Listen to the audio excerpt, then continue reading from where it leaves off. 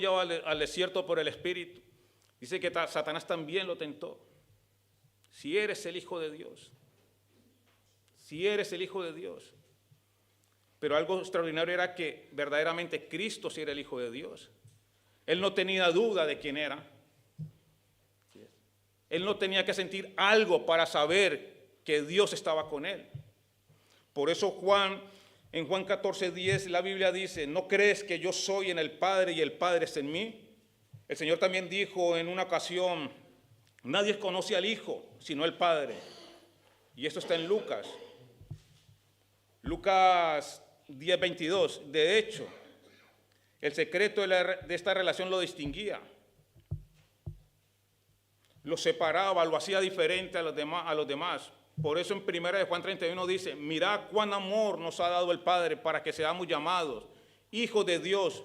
Por eso el mundo no nos conoce, porque no le conoció a Él.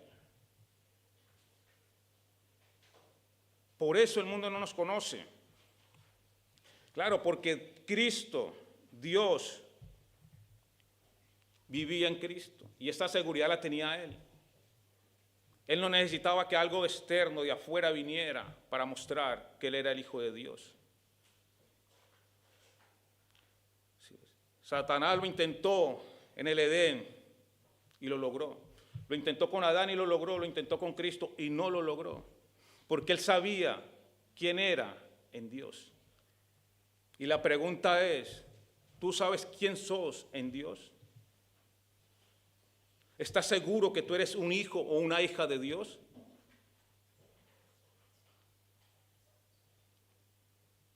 Porque cuando nosotros dudamos de esta situación, de esta realidad, el diablo puede tomar ventaja. Y empezamos a obrar en la carne, a obrar en nuestra propia voluntad. Y esta escena que pasa aquí, que muestra lo más deteriorado de la raza humana, que muestra lo más bajo de la raza humana, es darle la espalda al Salvador, a Cristo Jesús. Y muchas veces pensamos que esto pasa allá afuera. Y lo doloroso es cuando tú hablas con las personas, ves su forma de hablar, su forma de convivir, su estilo de vida, te das cuenta que hay un problema. Porque muchas veces no nos distinguimos de la gente de allá afuera. Y nosotros como iglesia tenemos que marcar diferencia. Nosotros como hijos de Dios tenemos que marcar diferencia para que el mundo de allá afuera pueda conocer al Cristo que mora en nosotros. Y esto yo lo entendí hace tiempo, de que el Padre y el Hijo moran en mí. Por eso siempre trato de ir mejorando, de que Dios vaya tratando mi vida cada día. Y lo que pasa aquí es con Judas. ¿Por qué yo estoy hablando de esto? Porque el hecho de nosotros venir a la iglesia no nos da tanta seguridad como la que tenía Jesús.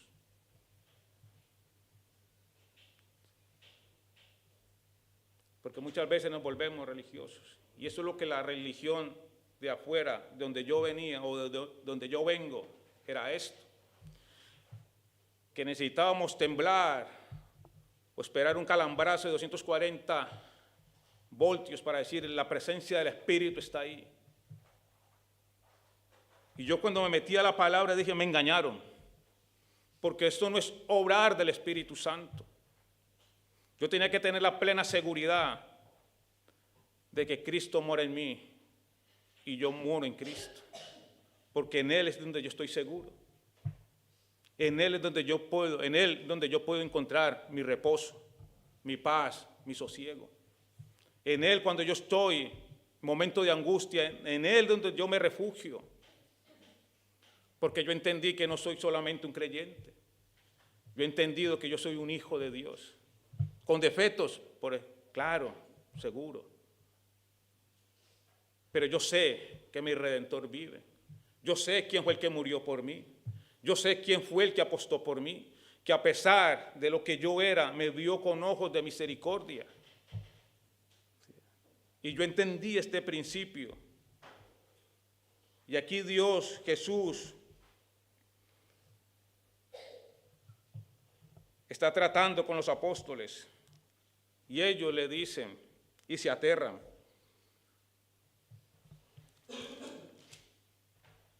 Si nosotros vemos desde el versículo 16, dice: de cierto, cierto digo que el siervo no es mayor que su señor, ni el enviado mayor del que le envió. Si sabes estas cosas, bienaventurados sois si las hicieres. No hablo de todos vosotros, yo sé a quién he elegido, mas para que se cumpla la escritura, el que come pan conmigo levantó contra mí su calcañar. Desde ahora os digo que antes de que sucedan, para que cuando sucedan creáis que yo soy. Y claro, y esto desconcierta a los apóstoles que están ahí con él en la cena. Antes ya había venido diciéndoles que tenía que venir a Jerusalén y que tenía que morir crucificado. Y uno de los apóstoles, el más bravo de todos, le dijo: Señor, que esto no acontezca. Mi vida daré por ti. Y este era Pedro. Me acuerdo que Jesús, la Escritura también dice: apártate de mí, Satanás, porque me eres tropiezo. ¿Se dan cuenta? ¿Se dan cuenta qué fácil es caer en las garras del enemigo?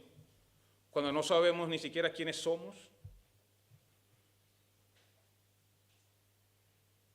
Jesús le venía advirtiendo, y en la hora de la cena le dice: de cierto os digo, que uno de vosotros me va a entregar. Y eso lo descolocó a todos, porque ninguno de ellos estaba seguro.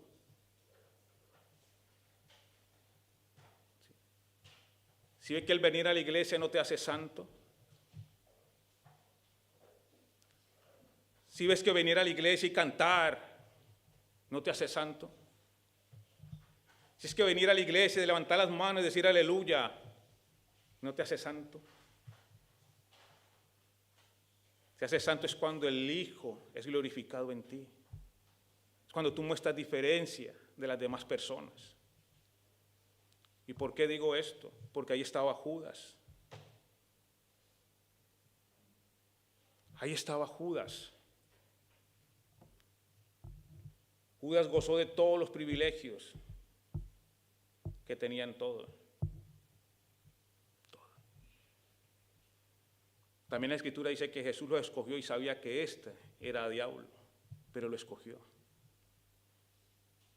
Y si empezamos a desglosar toda esta parte, es como Dios dándole la oportunidad a Judas. Mire, Judas comió con él.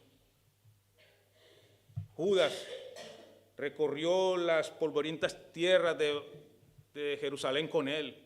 Judas vio milagros con él. Judas anduvo con él. Judas también participó en las anteriores cenas con él, mas sin embargo siguió siendo Judas.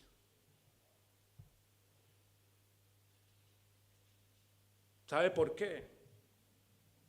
Porque el diablo no te va a partir de un día para otro. Va a venir de poquito a poquito. De poquito a poquito fue minando el corazón de Judas. No se ven en esa imagen cuando te metes ahí. Claro, porque ellos esperaban que venía Cristo, el Rey de los judíos, y tenía una distorsión de quién era el Salvador, quién era el Mesías. Y él pensaba que iba solamente a librarlos del yugo del pueblo romano. Y lo que venía Jesús era a quitar el pecado del mundo. Y esto desconcierta a cualquiera. Ahora yo le digo, ahora que estamos formando grupos, Wilson, yo, o el mismo Jacob, ¿cómo actuaríamos nosotros si vemos que los hombres, las personas que estamos llamando, tú sabes que esa persona te va a traicionar, tú sabes que esa persona te va a entregar? ¿Cómo actuaríamos nosotros? yo no contaría con ella. Yo lo haría a un lado.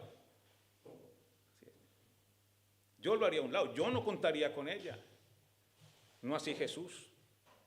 Jesús sabía quién era Judas. Mas sin embargo ¿lo qué? Lo integró con todos los otros 11. No lo negó nada. Él gozaba de todos los mismos privilegios, pero siguió siendo Judas.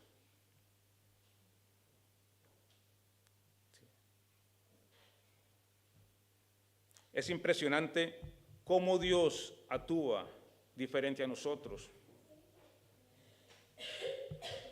No hay duda de que Cristo buscaba a que Judas, al menos hasta lo último, cambiara su parecer. La gente dice, bueno, Judas era el que Dios escogió para que lo negara, para que cumpliera las escrituras, sí, eso está bien. Pero Cristo le dio oportunidad. Es más, aparte le dice, ¿sabes qué? Tú vas a llevar la bolsa de las ofrendas. Le confió todo. Él era el administrador de las finanzas. Lo que pasa es que Judas también tenía una inclinación al robo. O sea, yo humanamente yo no lo haría. Sí, pero Cristo lo hizo. Y esto nos descoloca a nosotros.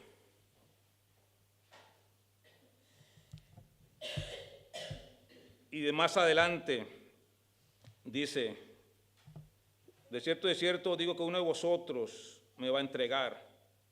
Claro, todos ellos pensaban que Jesús lo decía quizás porque Judas llevaba la bolsa y le daba a los pobres y repartía, así no hacía los gastos. Pero todos, en ese momento todos eran culpables. Ninguno estaba seguro quién lo iba a entregar.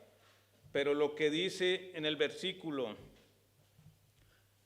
26, a quien yo diere el pan mojado, aquel es, y mojando el pan lo dio a Judas Iscariote, Simón, hijo de Simón. Y después del bocado dice que Satanás entró en él. Y Jesús le dijo, lo que vas a hacer, hazlo pronto. Hazlo pronto.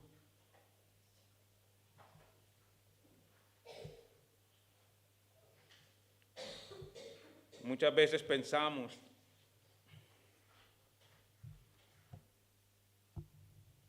que glorificar al Padre es levantar solamente las manos. Nosotros muchas veces hablamos del buen testimonio. Y muchas veces ocultamos lo que hay dentro de nosotros.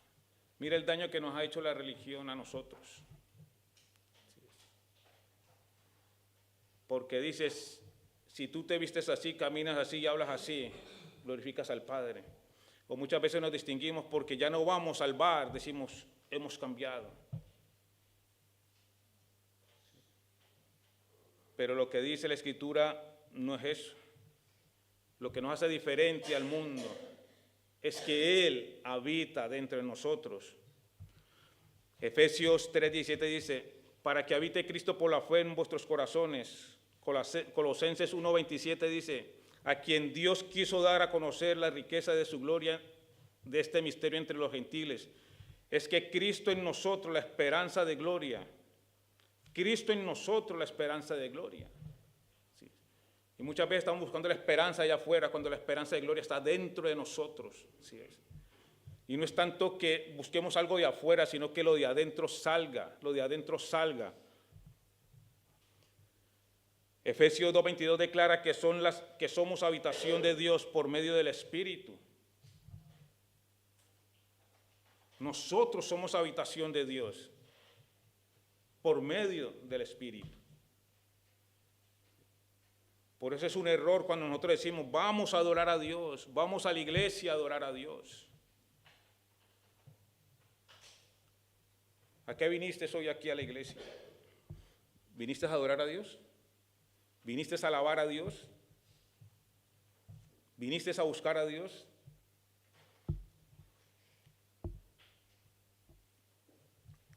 La cuestión es que Dios se levantó hoy conmigo, fue al baño conmigo, desayunó conmigo, estuvo en el coche conmigo. es una permanencia de estado. Nosotros en Cristo y Cristo en nosotros. Yo no tengo que venir a la iglesia a buscar a Dios. Él mora en mí. Yo vengo a la iglesia a saludarles, a darles un beso, un abrazo, a preguntar cómo te ha ido. ¿Cómo te fue la semana pasada? ¿Qué tal fue con este problema? Pero tenemos que ser conscientes que nosotros tenemos que vivir en Cristo. Y Cristo en nosotros. Y es la única forma de poder actuar diferente a como actúa la gente de allá afuera. Y lo más sorprendente es que allá afuera hay gente que es mucho más honrada que muchos creyentes. Hay gente mucho más honesta que muchos creyentes. Hay gente mucho más misericordiosa que muchos creyentes. Y esto muchas veces me abruma. Mire, yo me acuerdo, y nunca me da vergüenza hablar de esto. Me acuerdo cuando empecé a trabajar en un hotel y tenía a mi jefe. Yo siempre digo, a este hombre solamente le faltaba ser santo, que entregara su vida al Señor. Nunca le escuché una mala palabra, nunca le escuché estar airado, nunca le escuché maldecir, nunca le escuché enfrentarse a sus jefes. Y yo lo miraba raro, porque cuando a mí había alguna injusticia con otro, yo como que me desclavaba, ¿así es? Y este hombre no. Yo le decía, es que era más santo que yo. Y esto a mí también. De todas estas cosas yo voy aprendiendo. ¿Cómo es que este hombre que no conoce a Dios, no cree en Dios, no cree en nadie, se puede comportar así? Y me descolocó la vez, porque él sabía que yo venía aquí los jueves a compartir la palabra. Y él me decía, ¿te toca hoy? Y le decía, sí. Dice, vete para la cubierta y estudia y... Asombrado. Y una vez que iba a emprender un viaje también largo, no sé, algo pasó en mi corazón que yo dije, yo tenía temor, era un viaje largo que iba a hacer con mi esposa. Y le dije, José, me voy, pero me gustaría regalarte una Biblia. Me dice, no, no me la regales, porque no la voy a leer. Le dije, ok, que sepas que voy a estar orando por ti.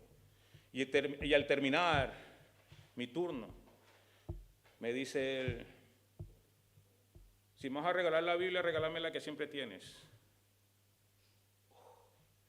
La Biblia que me regaló el pastor cuando yo me vine de Colombia. Autografiada, reseñada, la que estaba... Me dice, si me vas a dar una Biblia, dame esa Biblia. Y yo por dentro empecé a reprender al diablo. La Biblia de mi pastor, la que yo puedo manejar, manipular. Y tenía esa lucha. Y esa noche, luchando con Dios. La Biblia de mi pastor, no la puedo regalar. Que Dios te reprenda, decía yo. Y no era ese el caso. El caso es que en la noche Dios me venció. Yo con todo el amor del mundo llegué y le señalé con unos clips. Le dije, José, aquí está la Biblia. Yo sentí una paz. No sé si la habrá leído, pero le dije, el día que no la entiendas, me llama.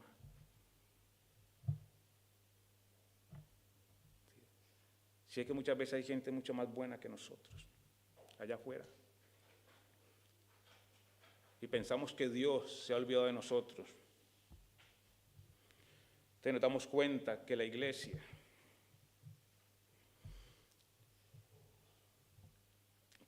no son estas cuatro paredes, que la iglesia no son los ordenadores, ni los instrumentos, ni las bancas. La iglesia somos tú y yo, los que podemos marcar diferencia allá afuera. Y ahí estaba. Ahora, dice la palabra, cuando Satanás entró al corazón de Judas, y les recuerdo que esto no fue de la noche a la mañana, ya le venía minando el corazón, como muchas veces hace con muchos cristianos. Porque cuando no ven los resultados, comienzan a renegar de Dios o si Dios existe. Y ese es un peligro para la iglesia, dudar de que Dios existe.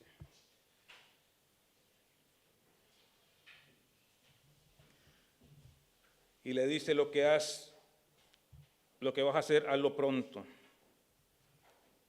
Y en el 31 dice, ahora es glorificado el Hijo del Hombre y Dios es glorificado en él. Y si Dios es glorificado en él, Dios también le glorificará a sí mismo. Y enseguida, ¿qué? Le glorificaban. No fue nada más Judas salir y Dios introduce al otro hombre. El hombre de arriba, el que va a ser glorificado. Entonces muchas veces ese espíritu o esa naturaleza de Judas o adánica muchas veces opera y va vapulando por ahí. Entonces no podemos o no dejemos que esto nos invada a nosotros. No podemos dejar que la duda inunde nuestro corazón y se pueda llenar de tinieblas, porque es peligroso. Judas estaba ahí. Judas conoció lo que el Señor tenía.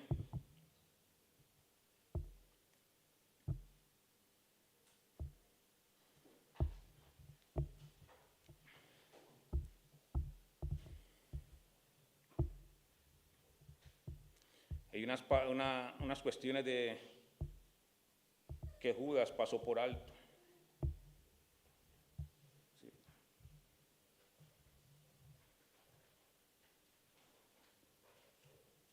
Dice así, que hay un punto en que la persona que se ha ido endureciendo progresivamente, llega a perder toda capacidad de decidir libremente. Cuando una persona duda quién es Dios, o cuando no acepta la exhortación de Dios, va endureciendo su corazón. ¿Sí? Lo fue endureciendo progresivamente, que ya después no entendía el mensaje que Dios le decía. Cada vez Dios le daba una oportunidad, salían ellos de dos en dos y también iba Judas por ahí. Judas también hizo milagros. Judas quizás también fue y en el nombre de Jesús la gente era liberada de demonios. Judas vio la multiplicación de los panes y de los peces. Judas vio cuando Jesús resucitó a la suegra de Pedro. Judas vio también cuando Jesús sanó al hijo del centurión. Cuando resucitó a aquella niña, Talita Cumi. Judas estaba ahí, pero siguió siendo Judas. Nunca le creyó al Señor. Con todo lo que vio, nunca le creyó al Señor. Fue endurecido su corazón, por eso ya no tenía la capacidad de decidir libremente, porque ya el enemigo le venía minando el corazón. Es necesario mantener una actitud vigilante, orar diariamente, para no caer en las tentaciones del diablo. Es una dinámica que tenemos que hacer nosotros, no solamente los jueves, diariamente. No cuando nos están viendo tampoco. Tú puedes ir en tu coche y vas orando, puedes ir en el autobús y vas orando, puedes ir en el metro y vas orando. Puedes estar trabajando y orando mentalmente. Tener esa disciplina de la oración. Dice, el cristiano más fuerte es aquel que reconoce su debilidad y se mantiene en oración. Como dice, yo sé de qué pie flaqueo. Yo sé cuál es mi debilidad. Le digo, Señor, fortaléceme en esto. Esto yo no lo puedo llevar solo. La Biblia nos advierte de la existencia y el terrible poder del diablo, nuestro gran enemigo espiritual. Y debemos notar que la iglesia no es un lugar donde él no opere. La iglesia no es un lugar donde él opere. Y aquí vemos que aquella última noche del Señor con sus discípulos, el diablo estuvo ¿qué? Muy activo. Quizás hablándole al oído. Porque también dice que cuando él salió, era ya de noche. Y muchas veces la noche se acuerdan no, podemos discernir que en esas oscurentas noches nunca habían focos, era oscuro. Y es sorprendente que él sale donde está la luz y se introduce ¿qué? A las tinieblas de la noche. Mire qué fácil es. Mire qué fácil es dudar de Dios. Pero cuando el hombre entra a las tinieblas es difícil.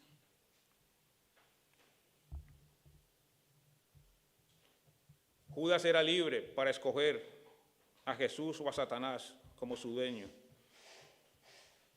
pero no podía obrar independientemente del amo que él pudiera escoger. Iba a ser gobernado tanto por Cristo o por el diablo. En este caso él optó ¿por quién? Por el diablo.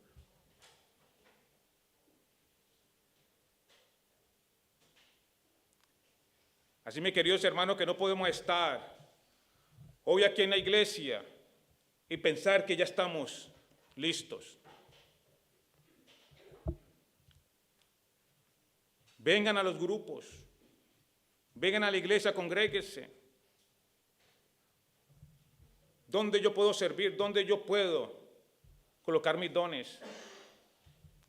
Es un asunto de que tenemos que estar dinámicamente actuando. No podemos estar hoy aquí y mañana al otro lado. No, es peligroso. O le sirves a Dios o le sirves al enemigo. Pero tú no puedes dudar de quién eres, es peligroso. Y a lo largo de todo el pasaje podemos ver que aunque el Señor conocía las intenciones de Judas, aún así lo trató con una combinación admirable de amor y advertencia, que finalmente no dieron el resultado esperado. Nosotros leemos la Biblia de corrido, pero cuando te sientas a pensar, eso no sucedió de la noche a la mañana. ¿Sí? O sea, o estamos o no estamos en Cristo. Sencillo.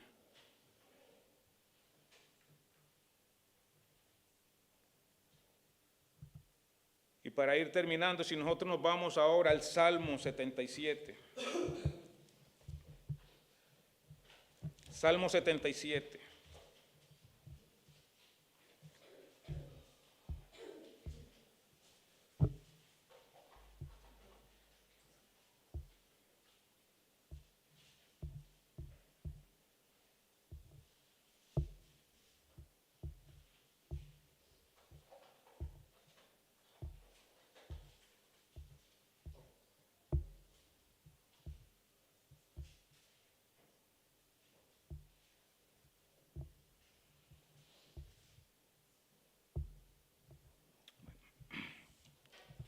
Dice así: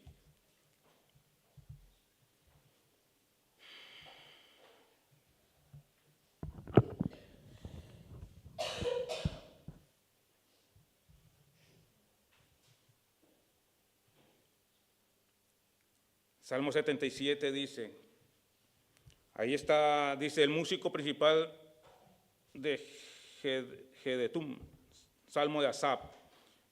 Asaf era un hombre que mantenía ministrando en la presencia del altar. Día y noche ministraba. Él que estaba metido en los asuntos del Señor. Y estaba ahí ministrando, dice, con mi voz clamé a Dios clamé, y Él me escuchará. Al Señor busqué en el día de mi angustia. Alzaba mis manos de noche sin descanso, mi alma rehusaba consuelo. Me acordaba de Dios y me conmovía, me quejaba y desmayaba mi espíritu. Y arribita dice Selah. Es como él escribiendo un poema y tenía que empezar a sentarse a analizar qué es lo que estaba escribiendo. Dice, no me dejabas pegar los ojos, estaba yo quebrantado y no hablaba. Consideraba los días desde el principio de los años de los siglos. Me acordaba de mis cánticos de noche, meditaba en mi corazón y mi espíritu inquiría. Y aquí esto es fuerte. ¿Desechará el Señor para siempre y no volverá a hacernos propicio? ¿Ha cesado para siempre su misericordia? ¿Se ha acabado perpetuamente su promesa? ¿Ha olvidado Dios el tener misericordia? ¿Ha encerrado con ira sus piedades? Ahí el salmista está diciendo, ¿qué pasa? Clamo a ti y no te oigo. ¿Qué pasa con las promesas que me has hecho?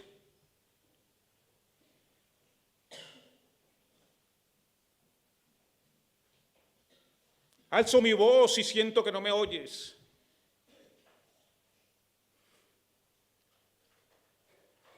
Pero cuando pasas al siguiente versículo dice, y te das cuenta que el error no está en Dios.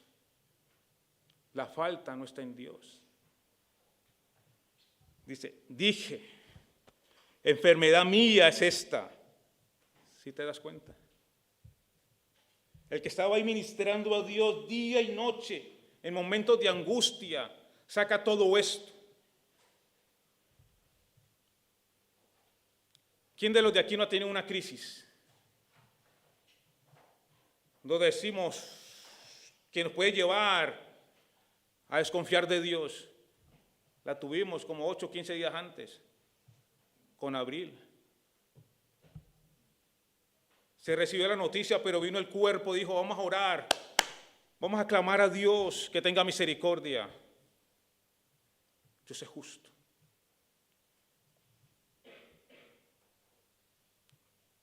Yo en mis crisis también he tenido luchas, pero yo entendí y le dije, Señor, yo no peleo contigo. Y la lucha de mi esposa y de nosotros dos como matrimonio fue fuerte.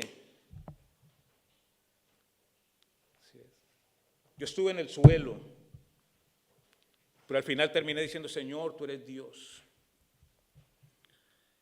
Y Dios ha traído consuelo a nuestro regazo. Son cosas que muchas veces uno no habla. Muchas veces la gente dice, no, esto no te ha pasado a ti. Pero Dios ha traído consuelo a nuestro regazo.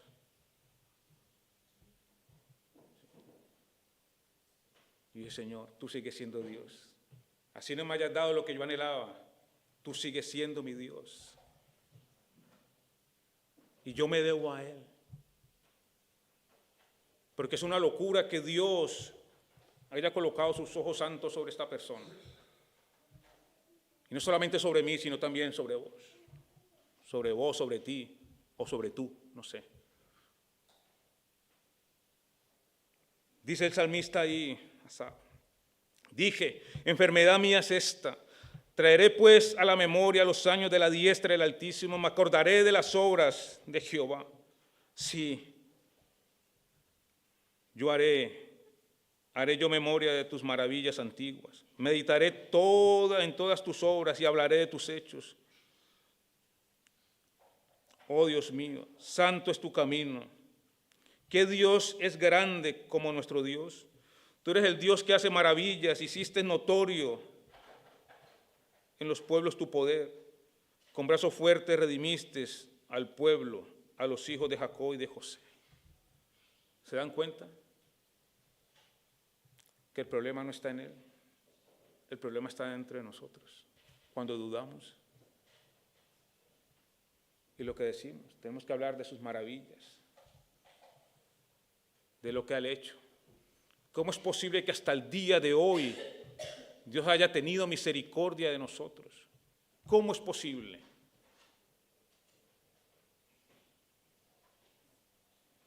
Y se habla de la Semana Santa. Mire, ayer estuve viendo, televisión y cómo la gente por allá en el sur Es impresionante cómo lloran por tocar una imagen, se abalanzan. Pero cuando tú les presentas al Cristo vivo y resucitado, te rechazan, o lo rechazan a Él, más bien. ¿Se dan cuenta que es bueno que nosotros hagamos salir lo que llevamos por dentro? Que el testimonio es lo que Él ha hecho con nosotros. Por eso nosotros nos debemos a Él, somos de Él y para Él. Hemos tenido tantas oportunidades de arrepentirnos, de buscar de Dios, de decirle, Señor, aquí está mi vida. No entiendo lo que dice ese hombre allá, pero yo te quiero conocer.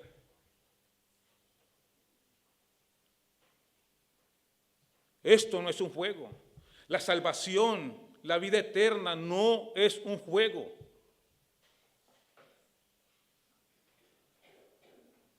Entonces tenemos que empezar a recapacitar quiénes somos nosotros verdaderamente en Dios. Si verdaderamente eres un hijo de Dios o simplemente eres un simpatizante o un creyente de común y corriente. Mire, la gente de afuera también cree en Dios. Los de las procesiones, supuestamente, creen en Dios.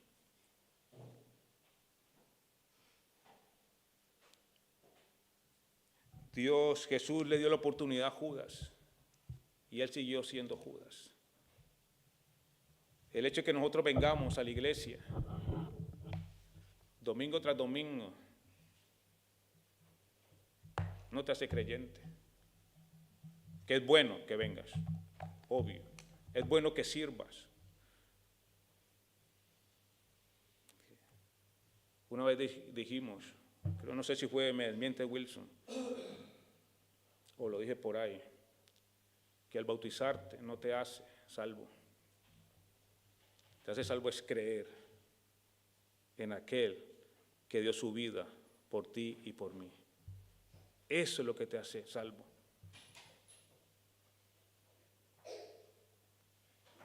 Ahora la cuestión es si verdaderamente tu vida está rendida a Cristo, si tu voluntad está rendida a Él, si es verdad que Él es glorificado en ti, en cada instante de tu vida. ¿Es Jesús glorificado en tu vida? Pregunto. ¿O solamente cuando venimos aquí? Porque así es la gente. Venimos los domingos, venimos, recibimos, y es de domingo a domingo, y el martes está, que llegue el domingo, que llegue el domingo, que llegue el domingo. Porque no he entendido que esto no se trata de domingo, ni de miércoles, ni de martes. Esto se trata de día a día, vivir en intimidad con Dios, así como vivía Jesús con el Padre. Él en el Padre y el Padre en Él. Nosotros en Cristo y Cristo en nosotros. Día a día esa comunión. Y esto es lo que nos evita en el momento de la angustia, cuando nos toca tomar decisiones en esa disyuntiva. ¿Sí ves? Apostar por lo de Dios. Porque en Él sabemos que tenemos vida eterna. En Él podemos tener solución. En Él tenemos amparo. En Él tenemos paz. En Él tenemos fuerza.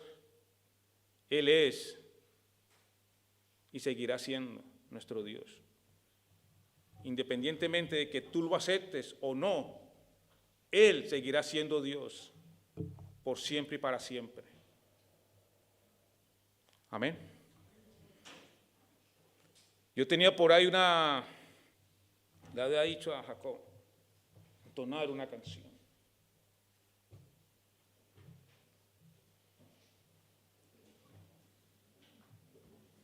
Y yo entiendo que más de uno también esperaba que uno hablara de la resurrección de Cristo. Está muy bien, eso es lo que hacemos cada año. Pero eso es algo que tú ya debes de tener y debes de saber, de que sí, Él murió y el tercer día resucitó y ahora está sentado en la diestra de Dios Padre. Y a todos los que le recibieron viene Él y hace morada dentro del corazón. Él vive en nosotros. Y nosotros vivimos por Él, en Él y para Él. No hay otra cosa. Entonces, en el momento de angustia, en el momento de desesperación, acude a Él. O trae a memoria las cosas que Él ha hecho por ti. Y ya verás cómo tu corazón es sosegado, cómo tu corazón entra paz.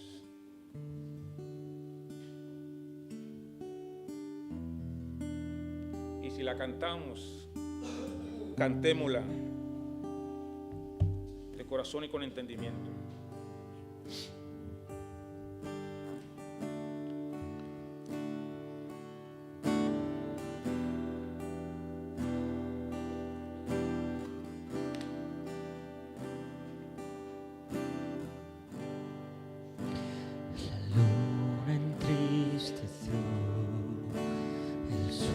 Se apagó,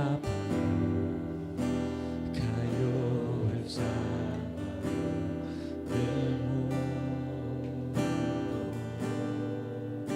El cuerpo en la cruz, su sangre derramó, el peso de